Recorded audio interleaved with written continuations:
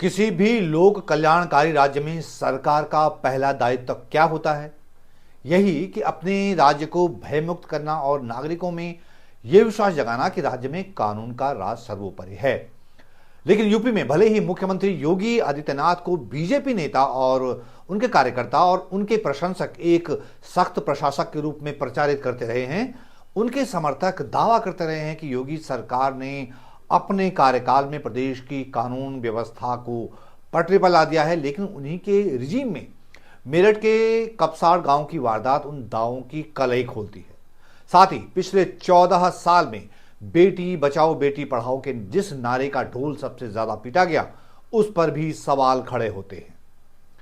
वो भी तो किसी की बेटी ही थी जिसे सरेआम गुंडे उठाकर ले गए, उसकी मां पर धारदार हथियार से हमला करके मार डाला और 3 दिन बाद भी उस अपहृत युवती का पता नहीं चल पाया है।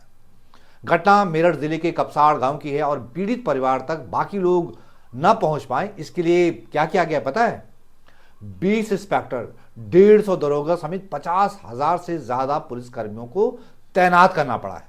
गांव से 2.5 किलोमीटर पहले ही पुलिस ने नाकेबंदी कर ली है। तो इससे अंदाजा लगा सकते हैं कि कितनी बड़ी वारदात हुई है। वारदात के बाद पुलिस की इस सख्ती की वजह है कि कपसाड़ गांव में एक अनुसूचित जाति परिवार की बेटी का अपहरण और बेटी को अपहरणकर्ताओं से बचाने की जद्दोजहद में मां की हत्या की वारदात। माहौल इस कदर तनाव भरा है कि पुलिस को फ्लैग मार्च निकालने की जरूरत पड़ गई।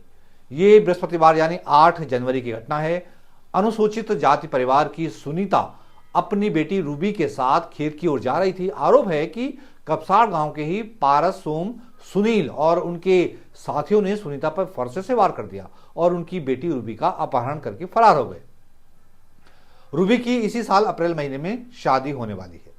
इस हमले में घायल हुए रूबी की मां सुनीता की जो है उपचार के दौरान मोदीपुरम के अस्पताल में मौत हो गई। उसके बाद पूरा इलाका गुस्से से सुलग उठा है। यही नहीं, अपहृत युवती का अभी भी कोई सुराग नहीं लग सका है और न ही नामजद आरोपियों को पुलिस गिरफ्तार ही कर सकी है।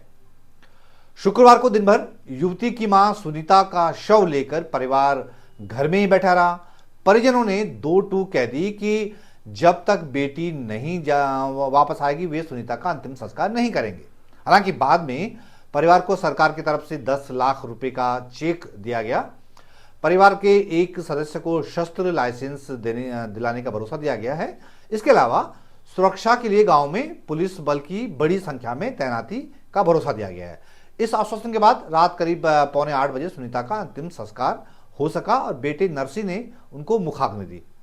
सरकार को घेरने के लिए विपक्ष के जमावड़े को देखते हुए सुबह से ही गांव के चारों ओर पुलिस की तैनाती से गांव पूरा छावनी में तब्दील हो गया था।